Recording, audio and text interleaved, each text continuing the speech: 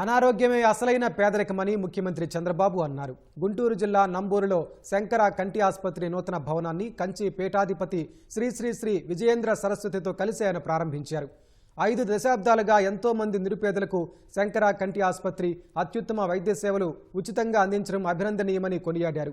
కూటమి ప్రభుత్వం ప్రజల ఆరోగ్యం కోసం సంజీవని పథకాన్ని తీసుకొచ్చిందని చెప్పారు. దీని ద్వారా ప్రతి పేదవాని ఇంటి వద్దకే వైద్య సేవలు అందుబాటులోకి రానున్నాయని చెప్పారు. 2,50,000 రూపాయల ఆరోగ్య బీమాను ప్రతి ఒక్కరికి అందిస్తున్నామన్నారు.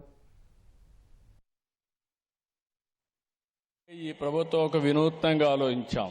యూనివర్సల్ హెల్త్ కవరేజ్ తీసుకొచ్చాం. ఈ రాష్ట్రంలో ఉండే చిన్న పెద్ద అందరికీ 2,50,000 రూపాయలు హెల్త్ ఇన్సూరెన్స్ కల్పించే బాధ్యత ఈ ప్రభుత్వం తీసుకుంటామని చెప్పి కూడా నేను మీకు తెలియజేస్తున్నా. పేదవాళ్ళందరికీ 25 లక్షల వరకు వైద్య సేవలు అందించడానికి ముందుకు పోతున్నాం. ఒక మంచి ప్రాజెక్టును తీసుకొచ్చాం, సంజీవని. ప్రపంచంలో ఎక్కడ ఆరోగ్యానికి సంబంధించిన నాలెడ్జ్ ఉంటే అది రోగి ఇంటి దగ్గరనే అతనికి ట్రీట్మెంట్ ఇప్పించే విధంగా ఈ సంజీవని ప్రాజెక్టు పనిచేయబోతుందని చెప్పి కూడా నేను మీకు తెలియజేస్తున్నా.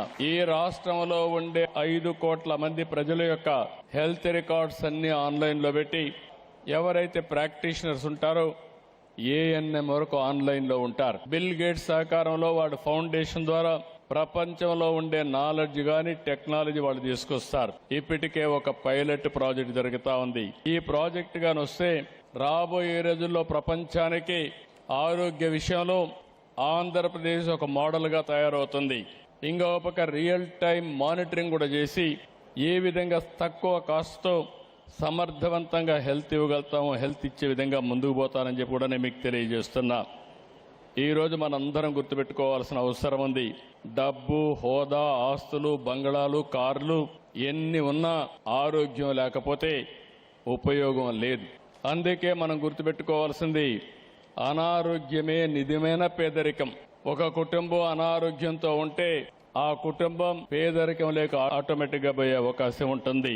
అలాంటి సమయంలో ప్రజా ఆరోగ్యాన్ని కాపాడడానికి శంకర హాస్పిటల్ చేస్తున్న సేవల్ని మనస్ఫూర్తిగా అభినందిస్తున్నా.